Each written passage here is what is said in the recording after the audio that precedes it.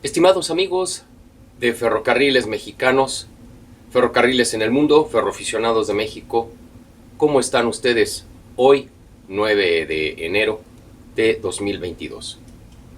Son prácticamente las 11 horas con 50 minutos aquí en El Paso, Texas, 12 horas 50 en la Ciudad de México, en el centro de la Ciudad de México. Y desde aquí, desde el Paso Model Railroad and Historical Association, les mandamos a todos ustedes un saludo. Creo que les llamará a todos ustedes la atención lo prolífico que hemos sido últimamente por lo que se refiere a nuestra producción de videos, pero yo creo que es aprovechar la oportunidad que se nos presenta de que esta pandemia, como trae cosas malas, nos trae también algunas buenas. Para mí, en lo personal, el poder yo venir y disfrutar de esta maqueta y poderla utilizar como ejemplo para el tema que ustedes saben a mí me fascina, y sobre todo dar explicaciones que tengan algún sentido, que tengan algún contenido histórico y sobre todo que enriquezcan la historia del ferrocarril en México. Además, por supuesto, el reconocimiento que le hacemos eventualmente a los ferrocarriles estadounidenses, porque pues obviamente estamos en los Estados Unidos de América. Sin embargo, nos hemos concentrado más bien, y es nuestra intención, abocarnos más a la historia de los ferrocarriles en México. Ya les he compartido a ustedes un video de fuerza motriz y equipo de arrastre actual de Ferromex. Y pues yo con Ferromex tengo una larga historia prácticamente desde que inicia y desde que existe. Cuando tuve la suerte de, gracias a mis amigos Miguel Ángel Hernández González, José Concepción Hernández González, a quienes les mando un saludo grande y afectuoso, tuve la suerte de conocer al ingeniero Jorge Tello y por supuesto también al ingeniero Lorenzo Reyes Retana, que desafortunadamente ya no está con nosotros en este mundo. Pero gracias a don Lorenzo pude lograr muchísimas cosas y conocer desde sus inicios, desde 1998, Ferromex, y viajar en convoyes de Ferromex por extensos trayectos, antes inclusive de que se adquirieran las primeras AC-4400 de Ferromex. En fin, hoy no vamos a hablar de esto. Hoy quiero dedicarme a otro ferrocarril que, no por ser más pequeño que la Red Nacional de los Ferrocarriles Nacionales de México, careciera de importancia. Y me refiero de un ferrocarril que ingresa a territorio nacional por ahí de 1889, siendo una incipiente ramal del ferrocarril Atkinson, Topeka and Santa Fe, y que era el ferrocarril de Sonora. Este ferrocarril de Sonora ingresa por la ciudad de Nogales, Sonora, Nogales, Arizona, y para información de ustedes, antes de que Nogales así se llamara o que Nogales existiera como tal, la ciudad que ocupó en importancia ese lugar fue ni más ni menos que la ciudad o el pequeño poblado de Calabazas, donde actualmente todavía ustedes, si toman la carretera que va de Nogales, Arizona, hacia el lago de Patagonia, el lago artificial de Patagonia, ustedes se van a encontrar ni más ni menos la estación, que la tienen muy bien conservada, la estación de Calabazas. Esta estación conectaba con una línea que perteneciera originalmente a El Paso Southwestern, ni más ni menos, El Paso Southwestern, que se originara en El Paso y que llegara hasta Bisbee, Arizona, y de ahí de Bisbee, Arizona, continuara hasta Calabazas, y de ahí de Calabazas ingresar a México, antes de que Nogales como tal existiera. Así pues, en 1889, que es cuando se funda la ciudad de Nogales, es cuando también se le da importancia y relevancia para que a finales de los 80s, principios y mediados de los 1890s, ingrese el ferrocarril de Sonora a México. Este ferrocarril tendría su inicio en Nogales y llegaría, como siempre todo mundo ha tenido ese deseo y necesidad, de llegar al Pacífico mexicano por la ruta más corta. En ese entonces, ni más ni menos, la ciudad de Guaymas y el puerto de Guaymas, Sonora. Posteriormente, en 1927, El Paso Southwestern, que era filial de, o que fungió como filial del Atkinson Topeka en Santa Fe, vende sus derechos del ferrocarril del Sonora a el Southern Pacific, que recibe a cambio otro tipo de troncales dentro de los Estados Unidos, principalmente dirigiéndose hacia San Diego, hacia Yuma. Y entonces Santa Fe vende estos derechos al Southern Pacific, y entonces el ferrocarril de Sonora cambia su nombre y se convierte en 1927 con el ferrocarril, como el ferrocarril Sud-Pacífico de México. El ferrocarril Sud-Pacífico de México tendría como objetivo llegar al puerto de Guaymas, pero después vieron que era necesario llegar a la metrópoli, o sea, al centro de la ciudad, al centro de México. No precisamente a la Ciudad de México, sino tener una conectividad hacia la Ciudad de México. ¿Y el objetivo cuál sería? Efectivamente, Guadalajara, Jalisco. En 1929 se termina el troncal desde Empalme hasta llegar a Guadalajara, con la conclusión y la puesta del último clavo en el puente Salsipuedes, el puente más significativo y emblemático del ferrocarril Sud-Pacífico de México. Así entonces, la troncal del ferrocarril Sud-Pacífico de México extiende su red desde Nogales, Sonora, hasta prácticamente Guadalajara, Jalisco, después de que el ferrocarril del Sud-Pacífico de México comprara algunos derechos de la troncal, que todavía era de Nacionales de México, no mal recuerdo si hasta La Quemada, más o menos, o Empalme Orendain. Creo que es hasta Empalme Orendain, que pertenecía a Ferrocarriles Nacionales de México, y de esta manera entonces ya el ferrocarril Sud-Pacífico de México conecta desde Nogales hasta Guadalajara, siendo la troncal más importante del occidente del país. En 1953, y de acuerdo ya a los procesos nacionalizadores en México, el ferrocarril Sud-Pacífico de México vende sus derechos y sus acciones de lo que era el ferrocarril Sud-Pacífico de México. El Southern Pacific vende sus acciones del Sud-Pacífico de México al gobierno mexicano. Y es cuando se forma en ese año, 1953, el Ferrocarril del Pacífico. A partir de entonces, el Ferrocarril del Pacífico se convierte en una empresa descentralizada, igual que los Ferrocarriles Nacionales de México, y por eso era Ferrocarril del Pacífico SADCB. Las primeras locomotoras que adquiriera el Ferrocarril del Pacífico fueron aquellas significativas y emblemáticas RSD5, la serie 800, así como algunas otras locomotoras de patio que eran las 900, las 700, que eran S6 de 900 caballos de fuerza. Con esto empieza ya la historia propiamente del Ferrocarril del Pacífico, y hay que hacer una importante connotación. Cuando todavía era el ferrocarril de Sonora, el punto final de la línea se convertiría ni más ni menos que el puerto de Guaymas. Cuando llega Southern Pacific y desea extender el ferrocarril Sud-Pacífico de México hacia Guadalajara, lo interesante aquí es de que no partiría de Guaymas, sino un lugar antes, una estación antes de Guaymas, que no existía en el mapa, y se llama Empalme. Es así entonces como se crea Empalme, Sonora.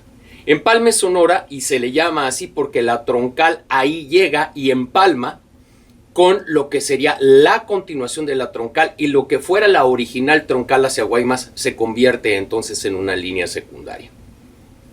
Empalme tiene un significado muy importante para el Ferrocarril del Pacífico y su personal, porque es donde se establecen los talleres principales y más importantes de este ferrocarril. Y es ahí, en Empalme, Sonora, donde la destreza, dedicación e ingenio de los ferrocarrileros mexicanos, y principalmente del Ferrocarril del Pacífico, llevan a cabo obras extraordinarias. Y todo esto lo tengo que mencionar porque parte de esa destreza, de esa dedicación y de ese ímpetu de no darse por vencidos fue que hizo el Ferrocarril del Pacífico y los talleres Empalme en específico los creadores de locomotoras que llegaron a México prácticamente desahuciadas y con pocos años de vida para convertirlas y darles una nueva vida, darles una nueva esperanza y sobre todo darles una nueva imagen. Y esto nos lleva precisamente a lo que hoy les voy a mostrar. En 1978, el gobierno mexicano adquiere por necesidad de tener fuerza motriz disponible locomotoras de segunda mano de los Estados Unidos.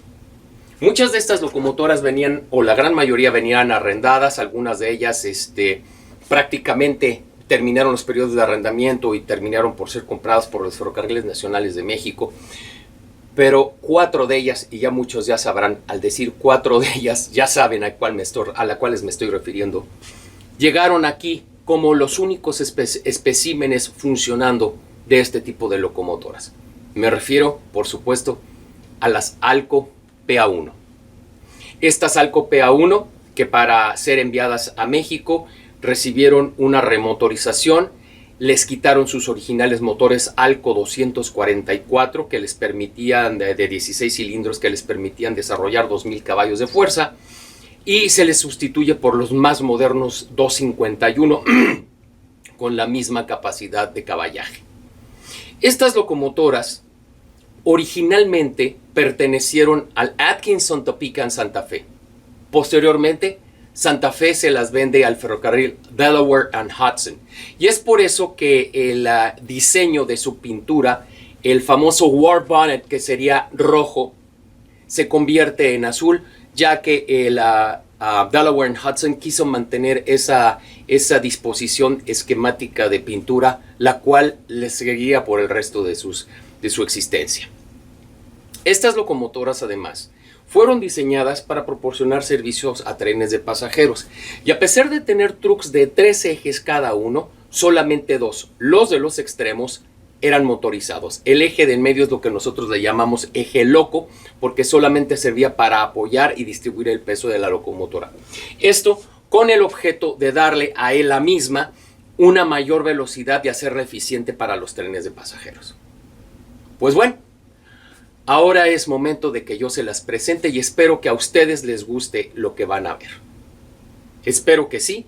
Es una locomotora de la marca Walters y poco a poco irán descubriendo algunas cosas. Además, este tren es un tren ficticio porque es un tren de pasajeros, pero quiero también reconocer el extraordinario trabajo llevado a cabo por nuestro compañero y amigo Alan Daza al diseñar y fabricar estos coches Kinki Sargio, que fueron los primeros que llegaron a México dedicados exclusivamente para el Ferrocarril del Pacífico. Así que vamos a ver un tren cortito, un tren que podríamos decir que pudo haber sucedido. Son 4 unidades de coches de primer especial Kinki Sargio, así como esta locomotora, la Alco PA, la DH19, que efectivamente está aquí en México, Pero paremos las palabras y pasemos a los hechos.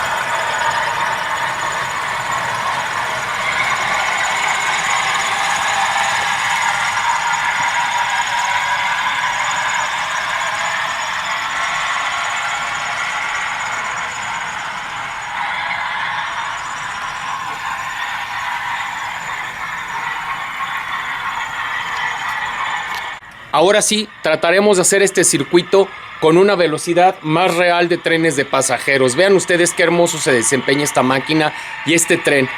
Los coches, por supuesto, de Alan Daza, que se lo agradezco mucho a mi amigo, hizo un estupendo trabajo.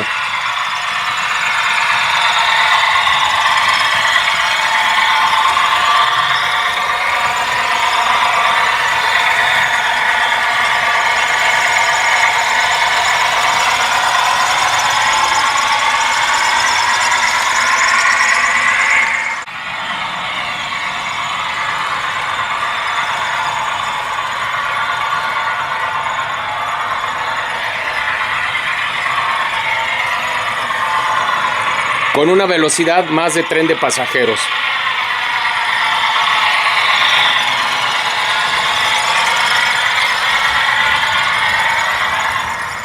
La primera vuelta fue lenta porque fue la primera que yo le daba a este tren y era para comprobar que no hubiera problemas de descarrilamientos o algo por el estilo. Y vean ustedes qué bien se desempeña a esta velocidad.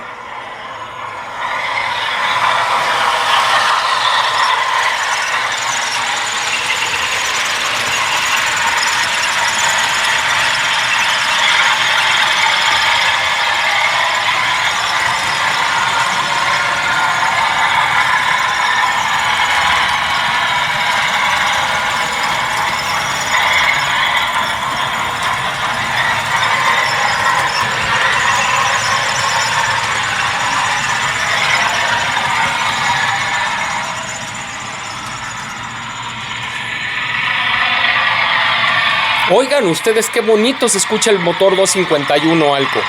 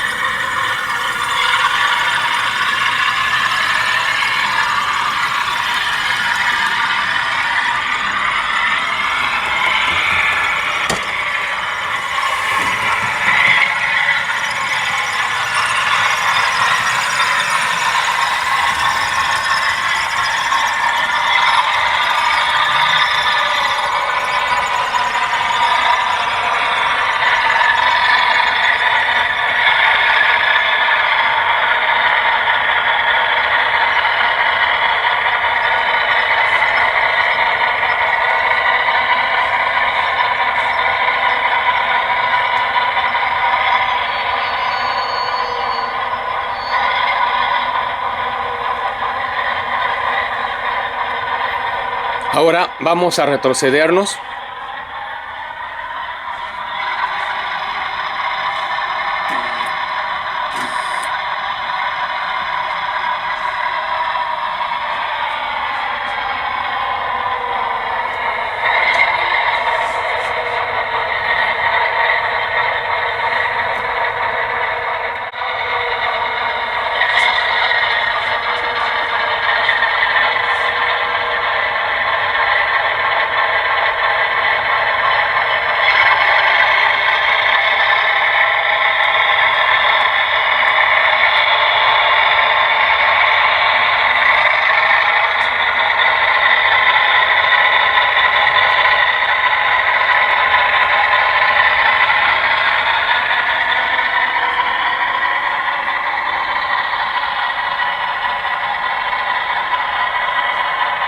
Vamos a ver, Alan, cómo responden tus coches al retroceso. Por supuesto, tiene que ver también el maquinista.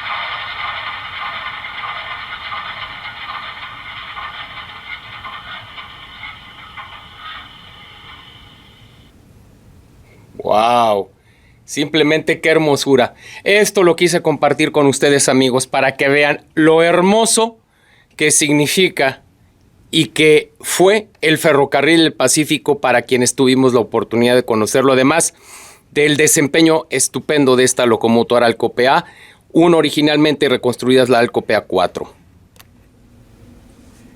Y bueno, junto con las Alco-PA llegaron también otras migrantes, otras hermanas Alcos, más recientes, de mayor caballaje, provenientes también del Delaware and Hudson.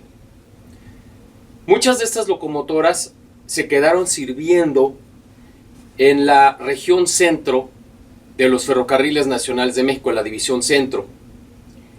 Poco se les veía trabajando ya en la división, por ejemplo, Guadalajara, aunque la Querétaro con cierta frecuencia se les veía.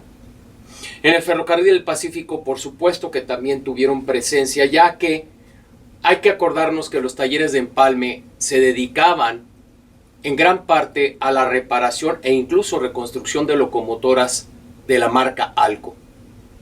Yo podría decir como una expresión personal y conociendo a la gente y el orgullo de los maestros mecánicos ferrocarrileros de empalme, que uno de sus orgullos fue, ni más ni menos, la reconstrucción y reparación de locomotoras diésel eléctricas marca Alco y su sucesora, la Montreal Locomotive Works, MLW.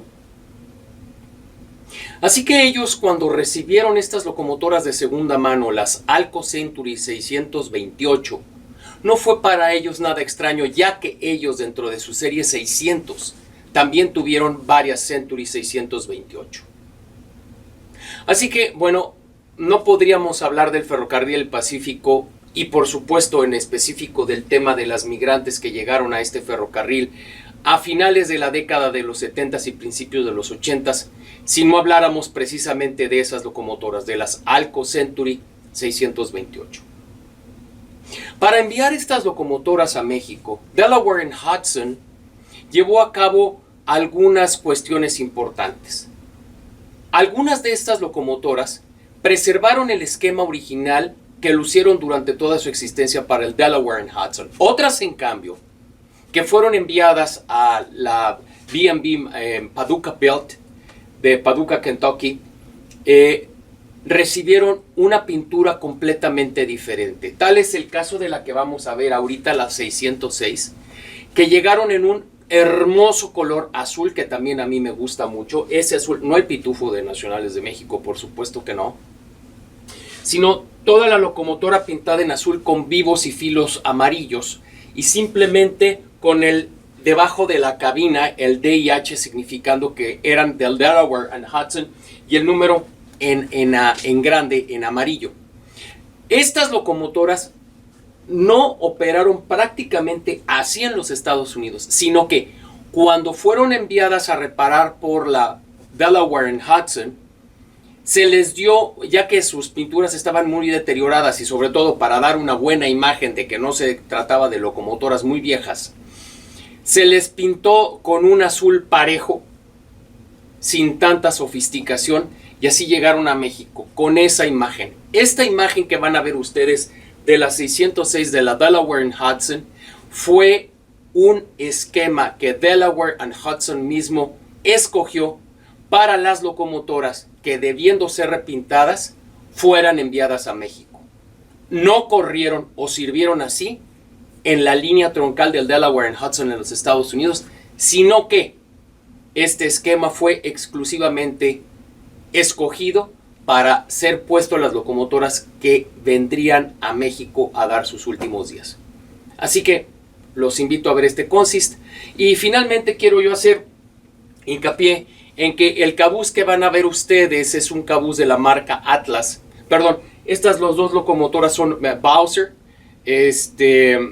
Más bien, de hecho, la primera es Stewart, todavía perteneciendo a Steve Stewart, cuando compañía Stewart pertenecía todavía a Steve Stewart, y luego ya Stewart vendió a Bowser su propiedad y su patente, Lee English, haciéndose el dueño de esta empresa. Conozco yo a los dos, de hecho el esquema de Nacionales de México para la Century 628 y 630 que sacó primero Stewart y después Bowser, se basaron, perdón que lo diga y la falsa pretensión, pero fueron por una locomotora que yo envié con mi diseño de pintura y con los tonos de pintura, y así fue como los escogió. Primero Stewart y después Bowser. Pero bueno, la primera locomotora es una marca Stewart y la segunda es una marca Bowser, ya la línea ejecutiva con mayor detalle. Así que, acompáñenme.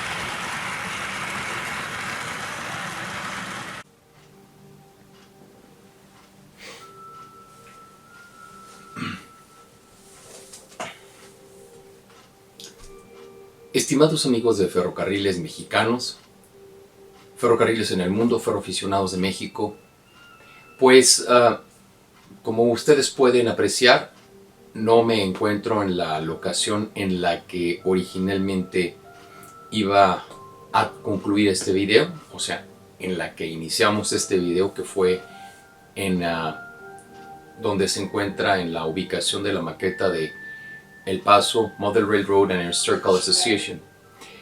Así que nos encontramos hoy en casa, nos encontramos en mi pequeño taller. Como ustedes pueden ver detrás de mí, pues es todo el instrumental que yo utilizo para poder llevar a cabo los arreglos a mis modelos a escala. Y bueno, aprovecho la oportunidad para presentarles un poquito mi espacio de trabajo, ¿no? El espacio de trabajo donde tanto tiempo dedico para mejorar, para adecuar, para poner a tono los modelos como a mí me gusta.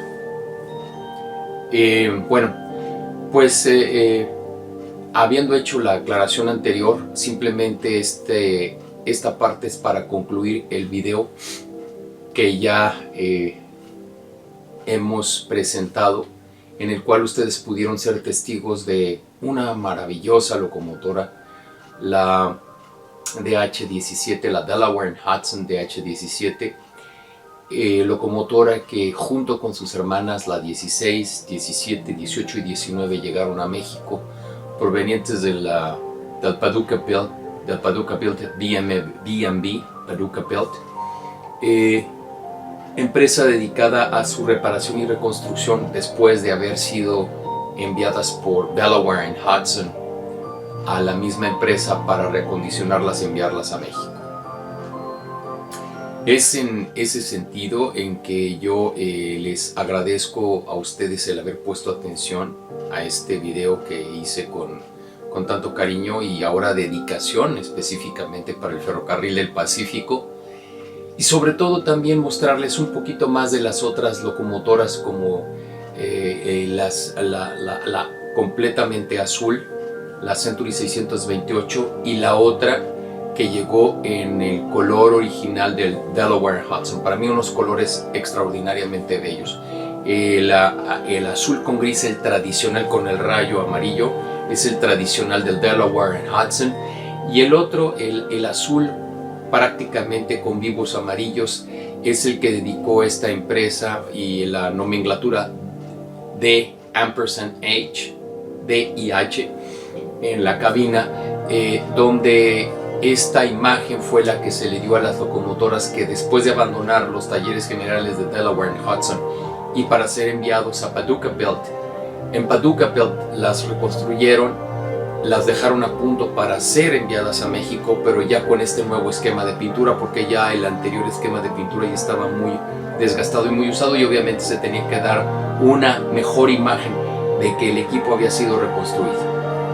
Pues bien, fue y es en homenaje a nuestros ferrocarrileros también del célebre y hoy desaparecido Ferrocarril del Pacífico, con una introducción que quisimos hacer histórica sobre lo que este ferrocarril significó para México, y hoy parte, ni más ni menos, la División Sonora y División Sinaloa de Ferromex, que cubre desde Guadalajara hasta la ciudad fronteriza de Nogales, Arizona. Hecha esta aclaración y explicación, quiero agradecer nuevamente a todos ustedes el placer de su atención, el permitirme entrar a sus hogares, en compartir un poquito de todo esto con ustedes, de lo cual me siento muy afortunado. Ricardo Hernández Lecanda, desde El Paso, Texas. Y recuerden, el modelismo, el ferromodelismo, es parte del ferroaficionado. Y el ferromodelismo es una de las expresiones más a la mano o al alcance de nosotros los ferroaficionados. Así que promovámoslo, hagámoslo y démosle un sentido más serio, en la medida en la que nosotros queramos o en lo que nosotros podamos. Y recuerden, el modelista no tiene que tener modelos extraordinariamente caros o sofisticados, Simplemente sí dedicarles amor y cariño, trabajo y entrega, como en este caso un servidor lo ha hecho de una manera humilde, pero sí tratando de replicar y tratando de devolverle vida a algunos modelos que ya inclusive forman parte de la historia. Muchas gracias y hasta la próxima.